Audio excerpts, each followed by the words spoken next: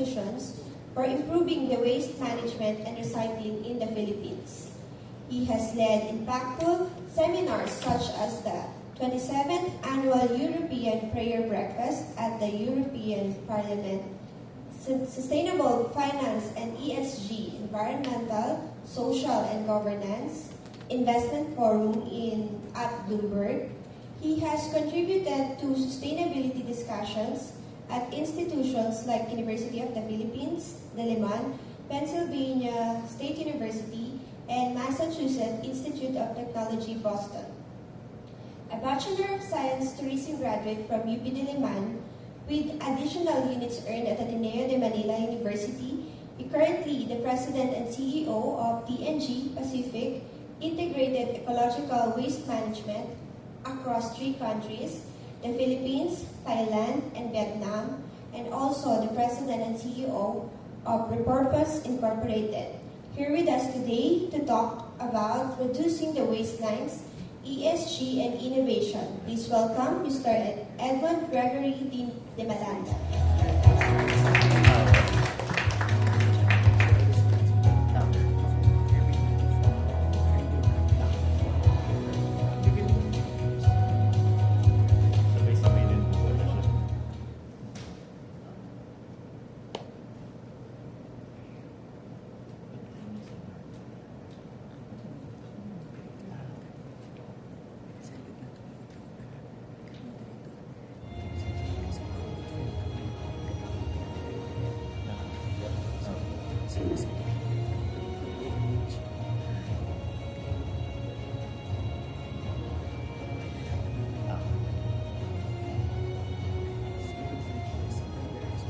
Good morning, ladies and gentlemen. First, I'd like to thank architect Kathy Sadania for inviting me here. We just bumped into each other in a restaurant, and when she started talking about World Expo and the opportunity to speak, I said yes right away because of you. Si Kathy kasi gets things done. And I want to also say thank you to architect Brad Dean. What he was talking about, I could really relate. So, can I tell you a story? Everybody, Yes, can just course. tell you a story. Okay, I chose this topic because I believe that I was brought here for a deep reason to appreciate what can be done in our beautiful country, the Philippines. And as a backgrounder, I thank God for the opportunity to be able to live abroad for a couple of years, actually 10 years. And that's why I said, I go back to the Philippines and why don't I do this? So I'll start with the first slide. Okay. The World Expo Summit is something that is so interesting. You know, I went to the booth this morning.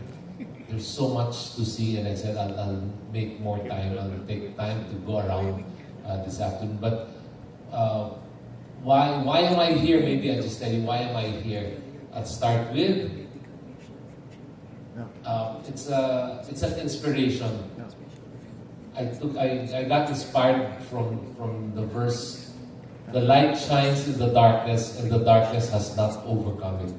This is very much related to what's happening in our country. There's a lot of opportunity, but a lot of darkness also in the business that I'm in. And the business that I'm in is in integrated waste management industry. That's what we're doing. So no matter how challenging, no matter how dirty, and no matter how dark it can be, just being with this industry that we're creating, I said the darkness will not overcome us. Okay, I'm inspired by Alec Honnold, this climber, a 37-year-old gentleman who climbed the Yosemite Park mountain without any harness. And my daughter, who chose this slide for me, said, "Hey, that person over there, the one in red, is Alec Honnold. Reminds me of you because he's doing the impossible." And that's why I chose this slide. The journey, our journey is really the journey of love for the country and love for what we're doing. And the inspiration is from people, especially Prasoon. Prasoon is now my friend. I want to meet Prasoon because a lot of things that he said is just very, it's not new to me. And I said that's the reason why Architect Saldana invited me here. Okay. The problem, as everybody knows, in the Philippines is that the plastic waste is 2.7 million tons annually. And this is 20%, 20% of the plastic waste goes to the ocean. And when I was invited to speak in the European Parliament, I mentioned to them that 13% of the plastic waste in the Philippines is 13% of the EU, the 20 countries in UE, represent our plastic. So I said, it cannot be that we will just know the fact that there's just too much plastic. We have to do something about it. So I got into this waste solutions business, just like Prasoon. It was volunteer work for an NGO. And after being part of, that was Mother Earth Foundation, being part of the board for 9 years, I said, there has to be something more than volunteer work. So our plastic waste management today is not yet sophisticated like what we see in Europe, but I would like us to be able to get there. So it's like we're going to the moon. This is also something impossible, but I believe we can do it with collaborative efforts. So this lady over here is Aling Baby. She is one of our waste pickers in our MRF, our transfer station in Antipolo. She's very happy every time truckloads of garden waste and mixed waste are brought to our MRF. And I was saying to everybody who saw this slide abroad and in the Philippines, that's the Filipino. The smile of Aling Baby will not stop any problems from her to reach her objective of finding work and finding livelihood with trash. Okay, so what we did as a company from cleaning up, we started cleaning up restaurants. From restaurants, we cleaned up poultry farms. We went to ships, those tankers that cross from Jolo to Cagayan. And then we got into waste management for properties, for villages and condominium units and townships. So what you see here on the left side is a machine that was given as a grant by a company from the Netherlands. It's Campina. They are called Alaska in the Philippines. So that machine processes plastic that produces the chair that you see, the bench on the left, the house in the middle. And we said to ourselves, when we do a multi-layered upcycling facility, we will be able to address diversion of plastic. Instead of sending it all the way to the landfill, we will be able to process and make it something and not just add to the load of the landfill. So while we were doing plastic upcycling and recycling, we also came across another opportunity, and this is composting.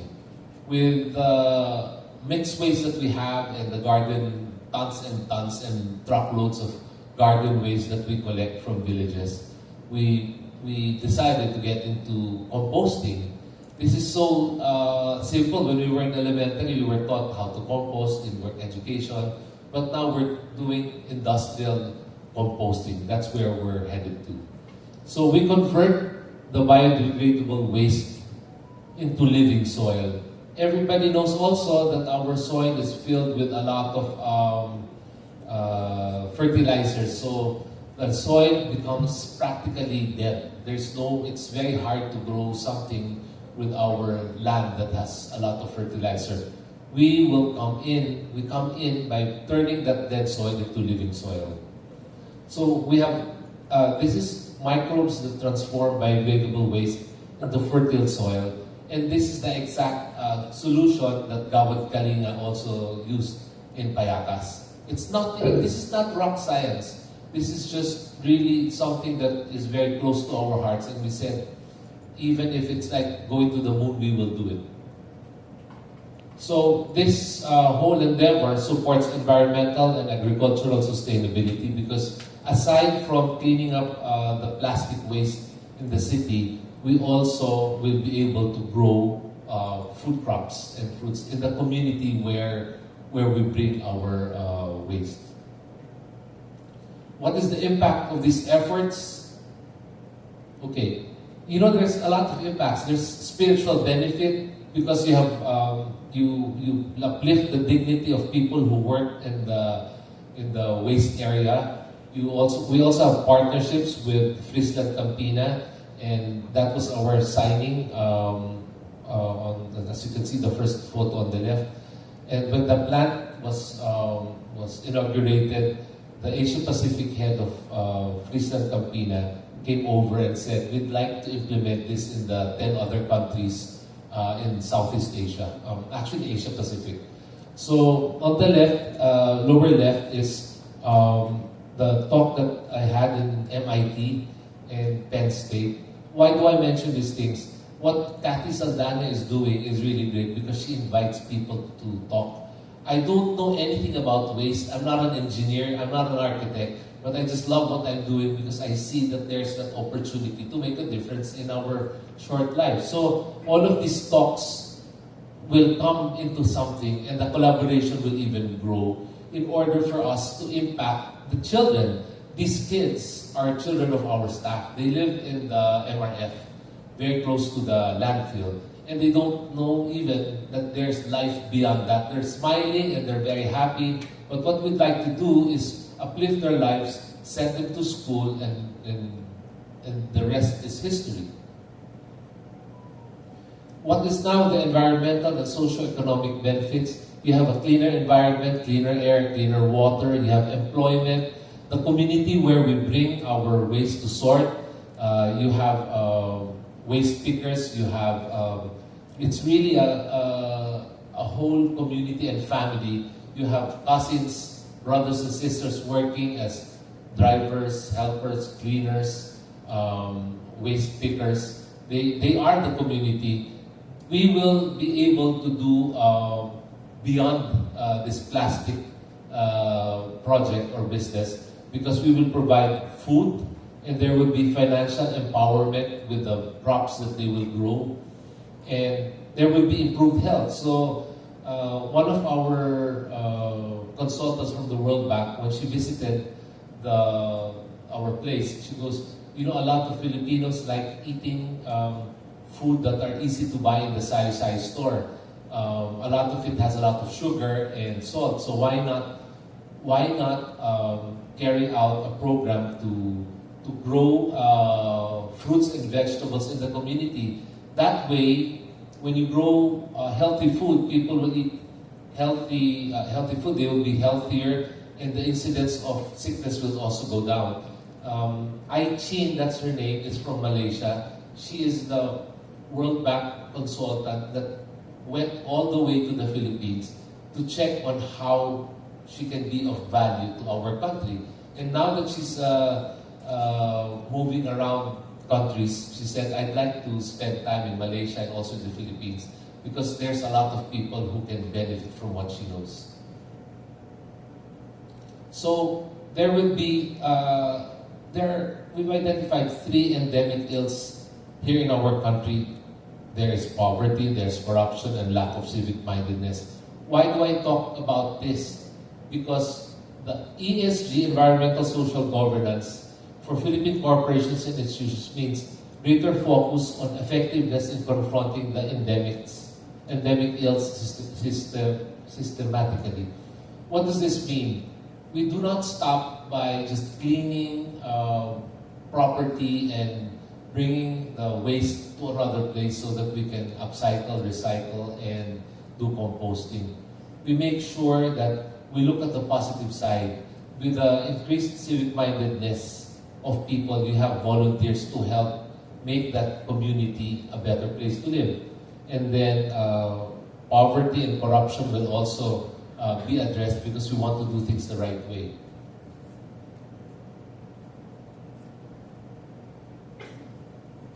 So what is our lesson from our Antipolo side? I'd like to share with you. Okay, there will be a community engagement. What used to be a very hostile environment has now become friendly. We communicate not just with the barangay captain, but also the leaders there and the members of the LGU. We meet up with the mayor and even the governor of where we are located. And what does that mean? We cannot do this on our own. We need the help of community, we need the help of government, we need the help of the private sector. That's where we're looking at. We will deliver excellent service to our clients who expect excellence. But when we started with an environment, with a very hostile environment, we are able to deliver excellence because we include the community, and that is very, very important. It is a scalable model. Right now, we've identified with our current machine, we need about 257 machines like what Friesland Campina gave us here in the Philippines. And that, if we do scale that up and build plants like what we have in Antipolo, we will only impact, believe it or not, just 1% of the plastic waste in the Philippines. It's so small. It's actually very tiny. Sometimes I ask myself, why get involved with something that will only impact 1% of the plastic problems? But everything starts from something small. And I said, this is not about garbage. This is not about money. This is not about waste.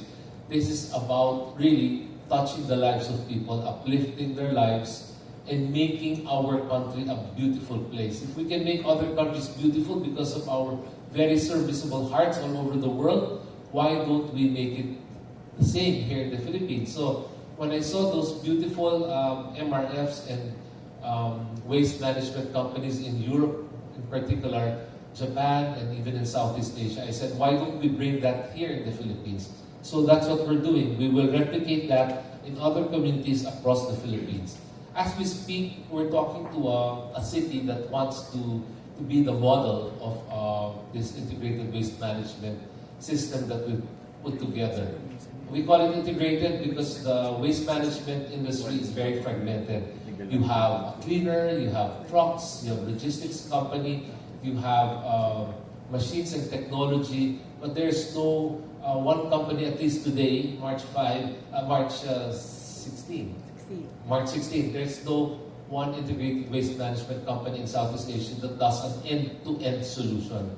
I think we're one of those crazy people who like to go to the moon, but this time it is really looking at ways to clean our environment, and that has to start from our homes. That's why when there are speaking engagements like this, we really go as a company. I like speaking, and in the villages and condos, we meet up with kasambahay, the drivers, the gardeners in villages. We talk about best practice in different locations, and from there we start from the homes. We want to bring it to that industrial level. So what's the call to action? We embrace our sustainable practices like composting and upcycling.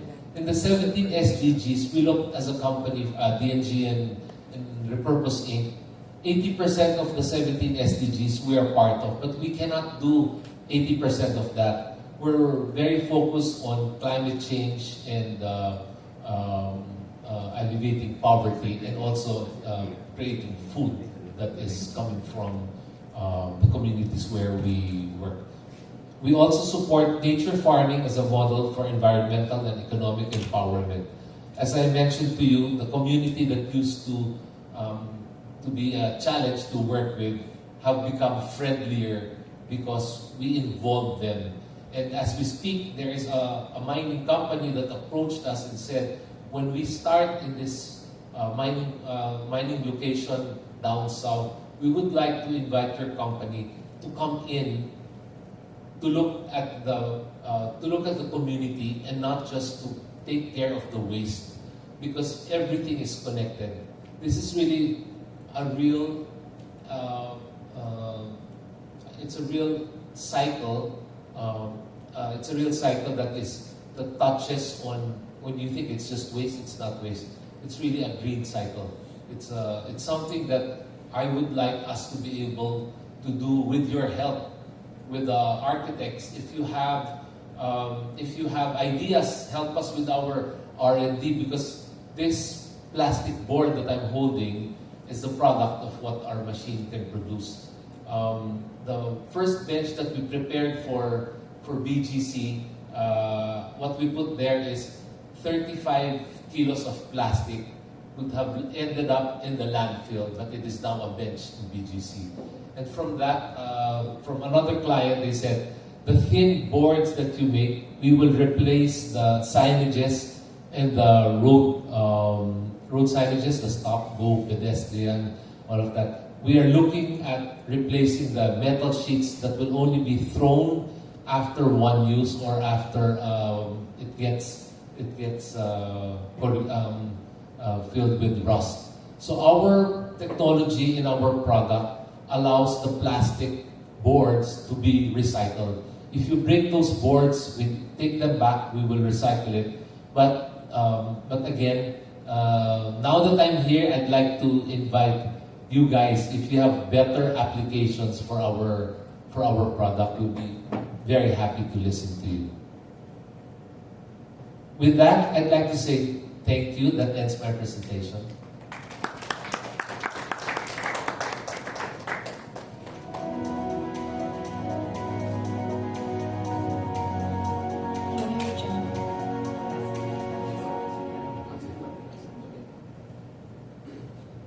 Okay, thank you very much, Mr. Edmond Dimalata. We will be doing the Q&A together with the Q&A of our next speaker, as we have the privilege of having both of them here live. Okay, we should now proceed.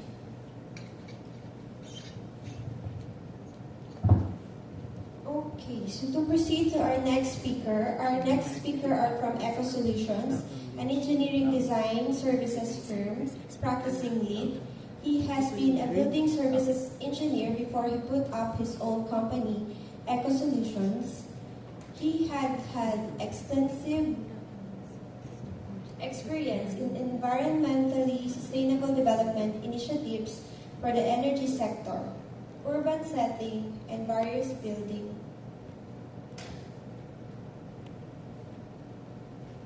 types across Asia, Australia, Middle East, and the United States. A true visionary with ideas ahead of time, he had guided the company towards growth and employee development and continuously drives towards the pursuit of excellence. He led his sustainability and design team and successfully certified more than 55 lead projects in this region out of 126 listed in U.S. Green Building Council.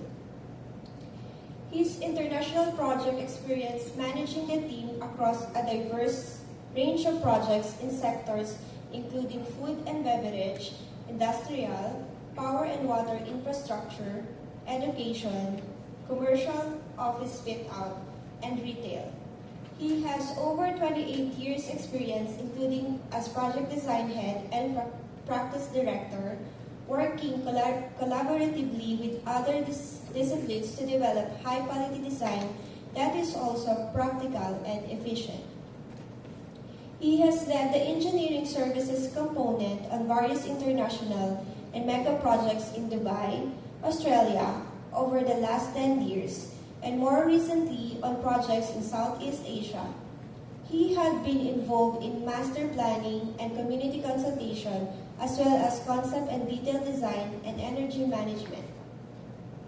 His experience on specialist complex buildings extends to data centers, cold storage, water facilities, tertiary campus buildings, light rail and rail stations, and maintenance facilities and health clinics. Please welcome our speakers for today, led by Engineer Felipe P. Agustin, to share knowledge and expertise in sustainable engineering design and built environment beyond sustainability, sustainable strategies for a greener future. Accompanied by engineers of EcoSolution, Engineer John Asaya Torres, Senior Mechanical Engineer, and Engineer Janelle Ann B. Bayoneta, Sustainability Engineer.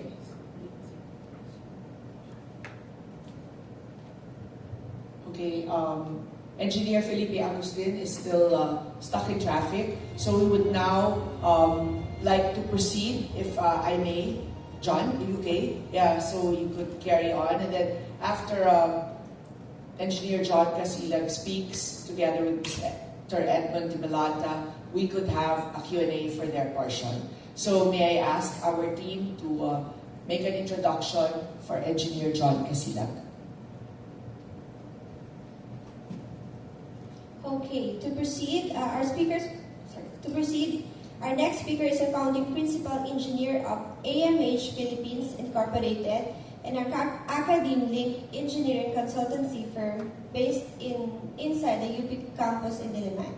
He holds BS Civil Engineering and Master of Technology Management degrees from the University of the Philippines.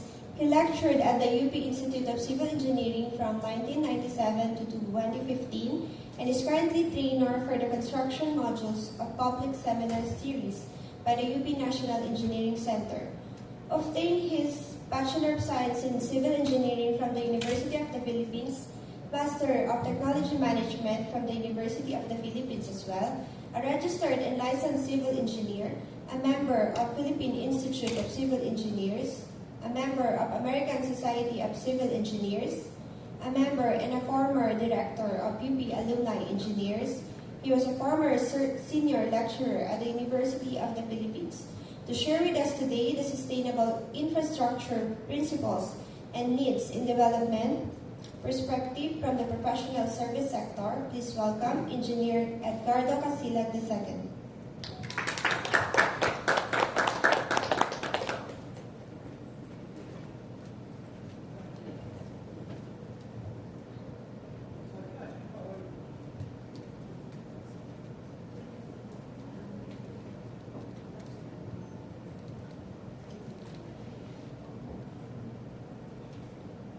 I think I'll draw up my slides.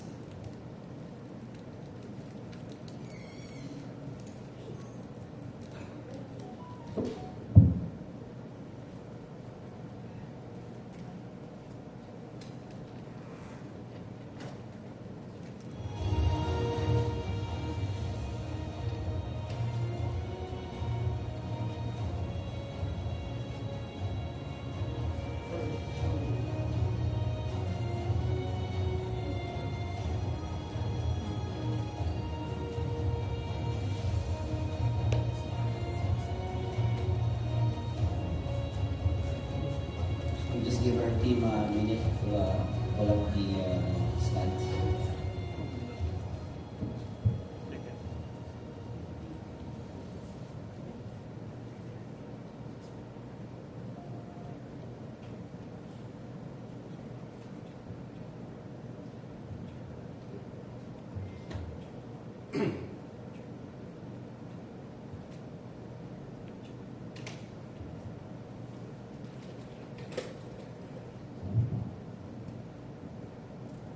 Say good morning everyone. Morning. So I hope my voice survives the next 30 minutes. I'm very sorry. It wasn't because of video.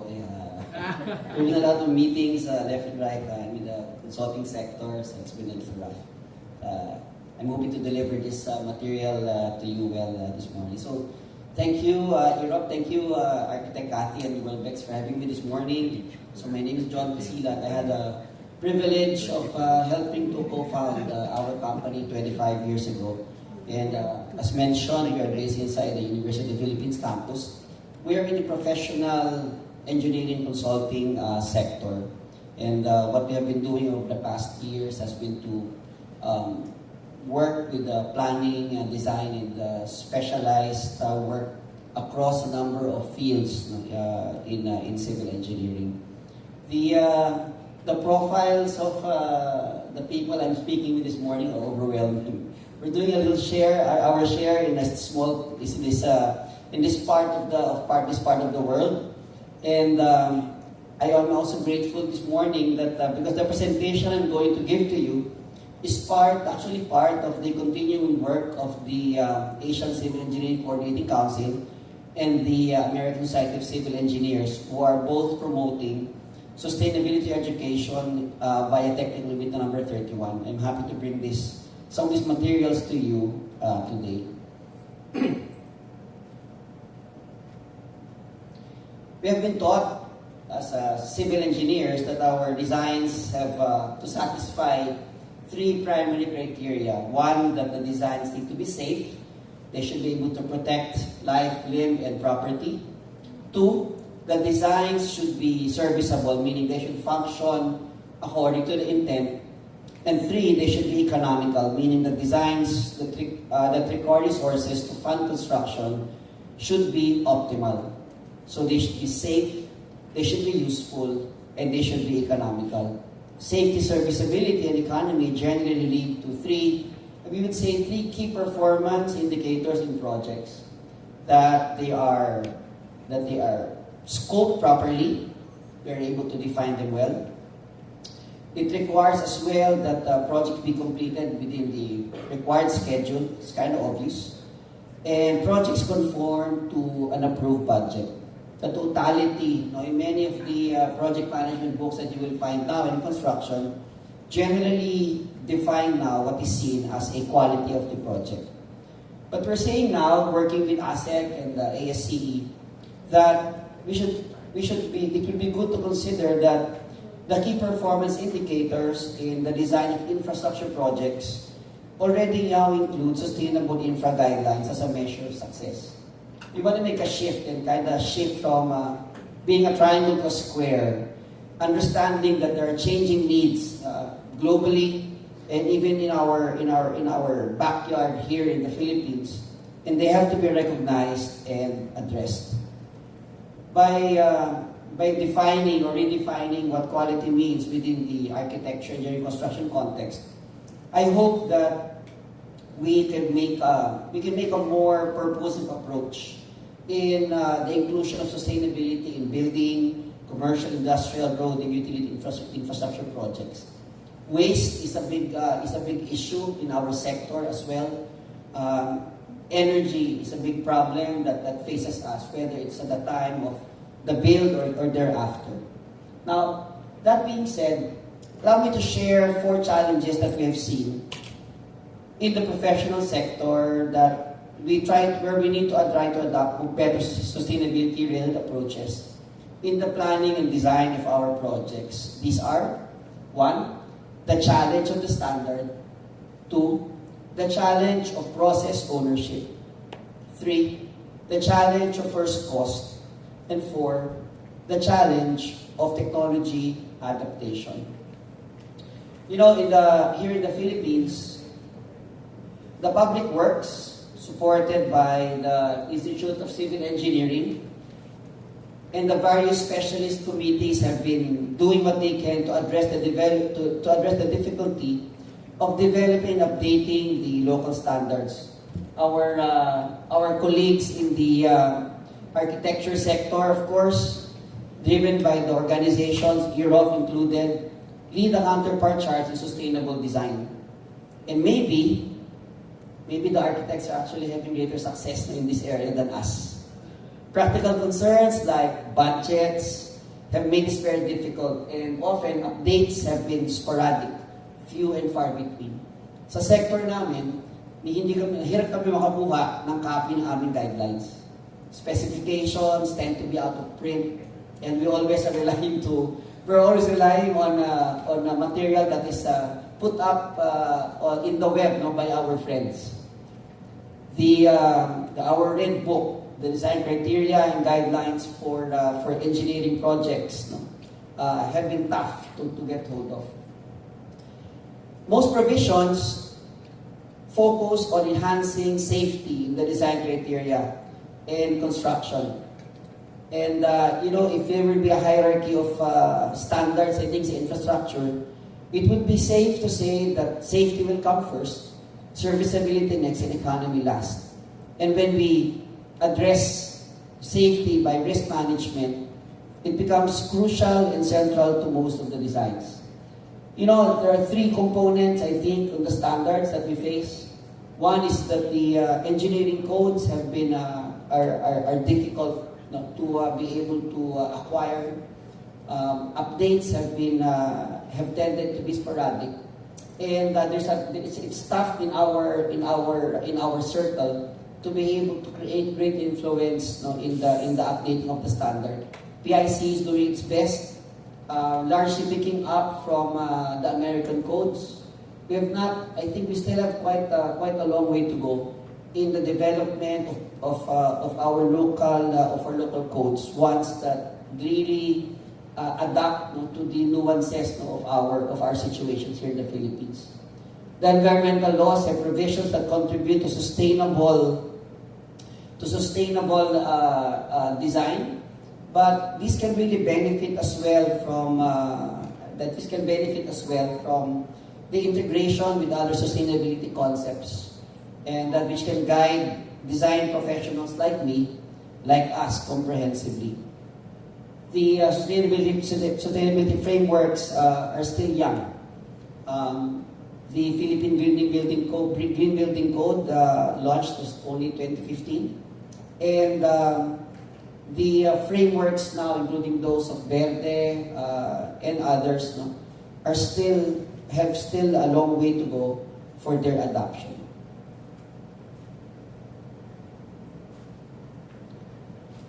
In 2015, the Philippine Green Building Code was launched by the Department of Public Works and Highways, funded by the IFC under the World Bank Group.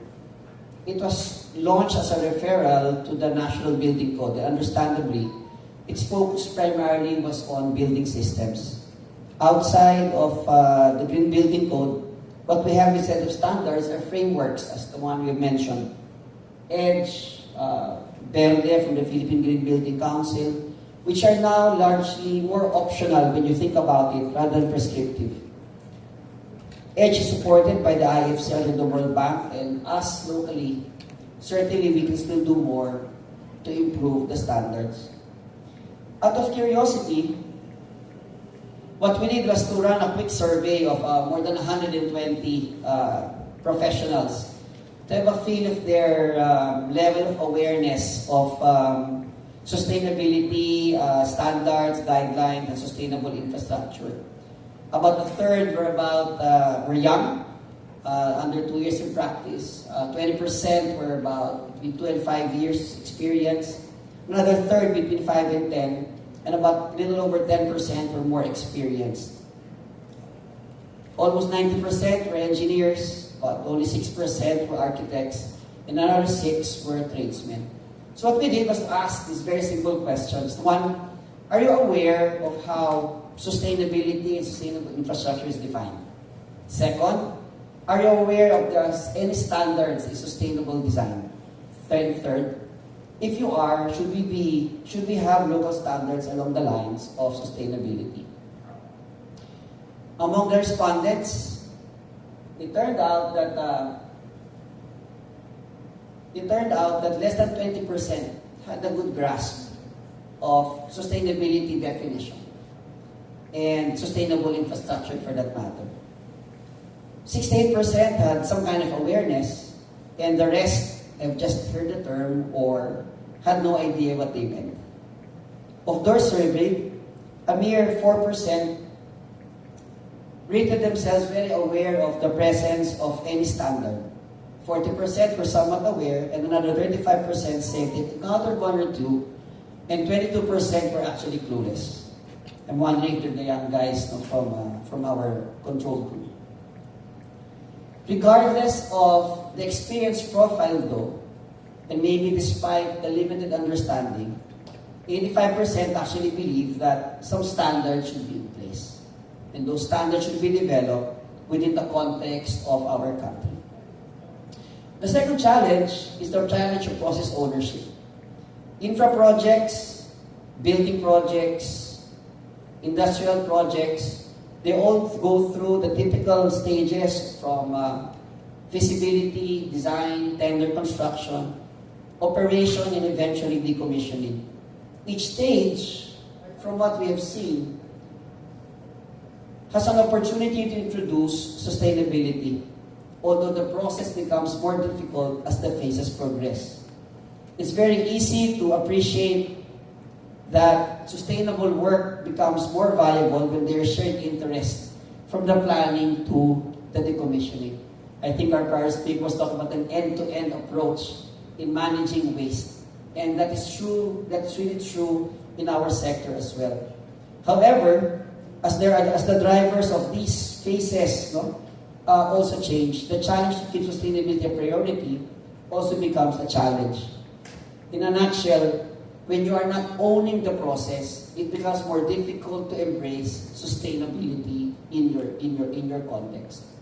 And in reality, many of the things that we have now in this process move in ownership from one process to another. And when we are unable to have a shared vision of how to approach and gain the benefits of sustainability, then keeping it alive, keeping it moving becomes even more difficult. As designers, we generally want to introduce measures to manage the materials that go into construction.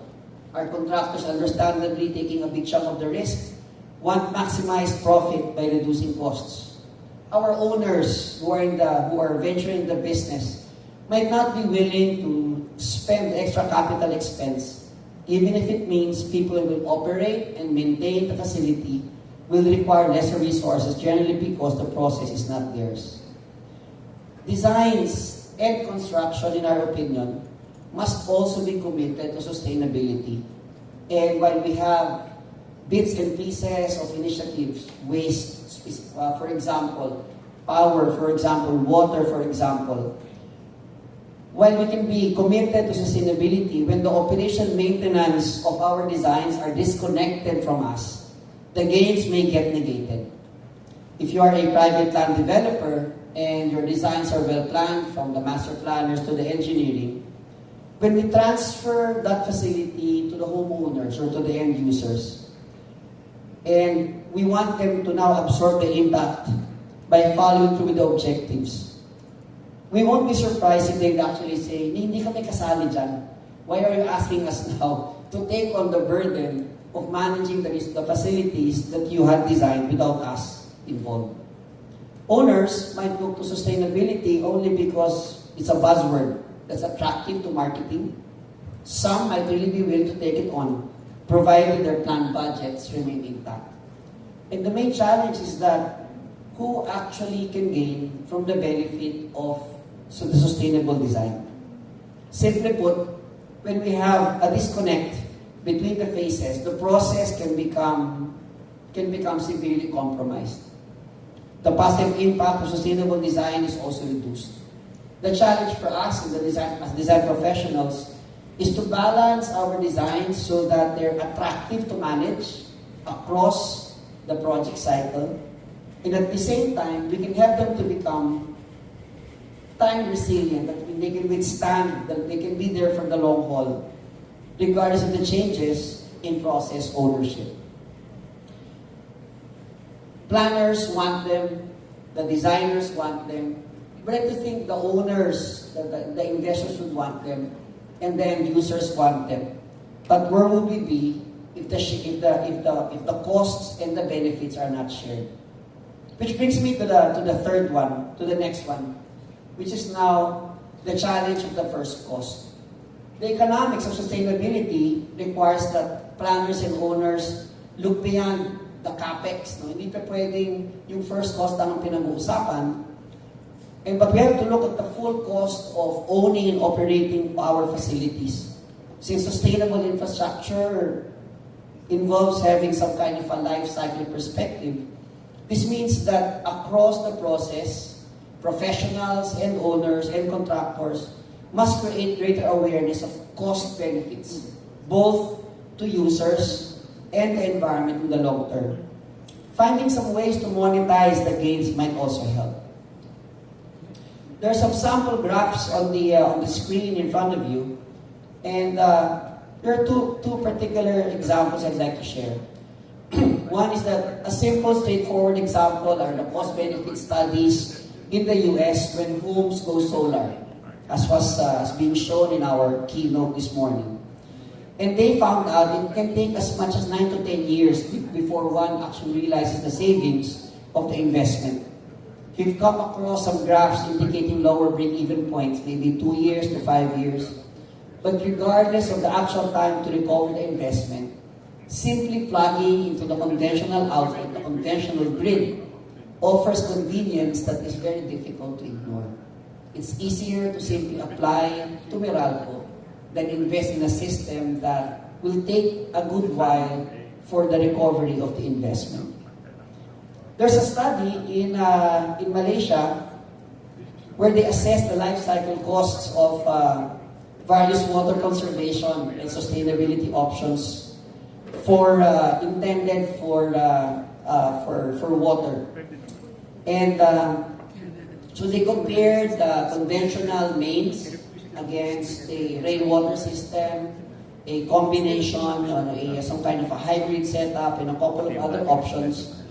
And they wanted to check and estimate the savings of these alternatives against using the water mains. And the long-term results in this study, done just a few years ago, was that none of the systems, and I quote, were financially attractive otherwise at a discount rate of 6% for 50 years. This paper was calling for financial incentives and a subsidy scheme from the Malaysian government where this was done, to promote the use of decentralized water systems for mixed urban developments. When you make the investment, but there's no clear path to recovery, or as this paper had shown, you would actually be at the losing end because of the time it takes to actually recover. Embracing sustainability becomes more and more difficult.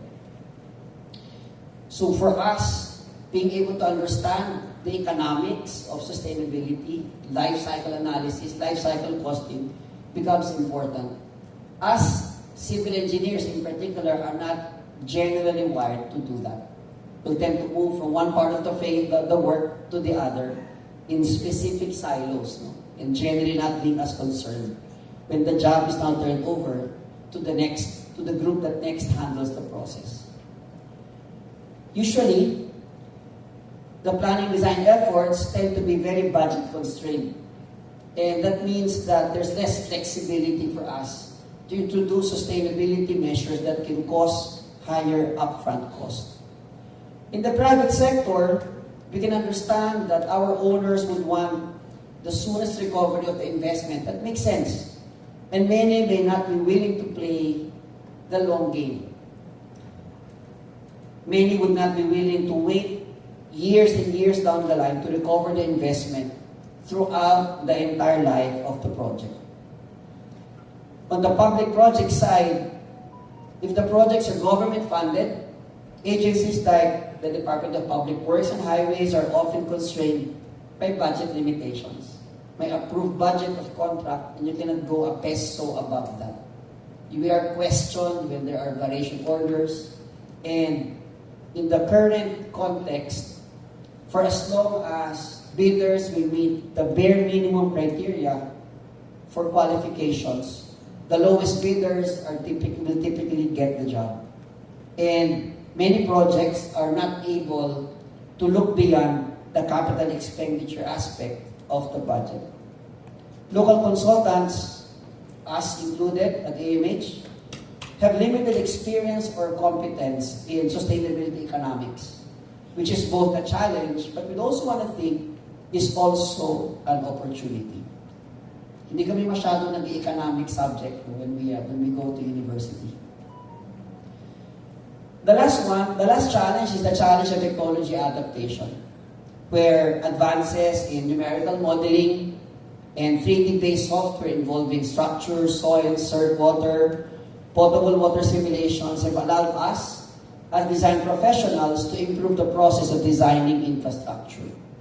The tools are now available. However, the tools are not cheap.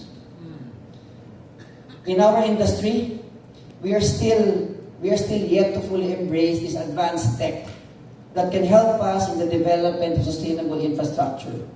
GIS, 3D data capture, building information modeling, AI, and a host of other tools that should be there to assist us to see how the horizon looks like, not just focus on the immediate build. We also understand that in our context, this investing in the tech can become a serious deterrent for many of our colleagues in the industry to embrace the tools to create better infrastructure. The high cost of investing is a typical roadblock that usually holds back an otherwise talent-laden pool of Philippine engineers. Tech-driven data collection is difficult to sell to clients, and most clients are not willing to pay for value-adding services. So, where do we want to go? Some closing thoughts. Well, first, I think that our circles have to continue to push for the development of frameworks and standards that not only require for plans and designs and builds to embrace them, but also allows for these frameworks and standards to reward sustainable approaches. Second, we'd like to advocate for greater shared interests across the project life cycle so that the costs and the benefits are better spread. Kasi don't know how to do this because the ownership of each process tends to be very distinct, and monetizing the gains over a long period might not be something that many of the players in the project cycle are willing to play. Nonetheless, I think it is something that we in the circle should strive to be able to do. We want to see how we could incentivize projects that implement sustainability measures throughout their cycle. Waste reduction, energy self-sufficiency, surface water management, potable water management, and a host of others. And fourth, we want to be able to push for the greater deployment of technology in the design and construction of projects. Us in the engineering consulting sector have our work cut out.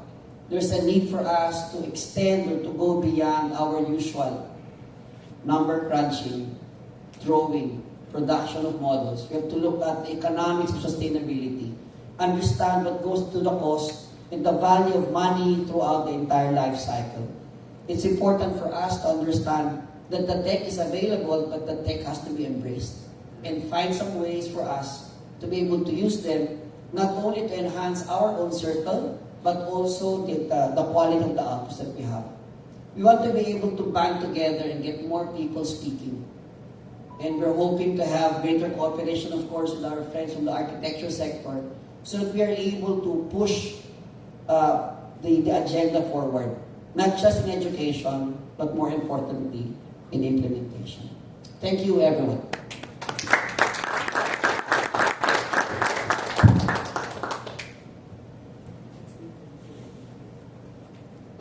Thank you so much, Engineer John Casilag, himself another luminary in the profession of engineering, focusing as well on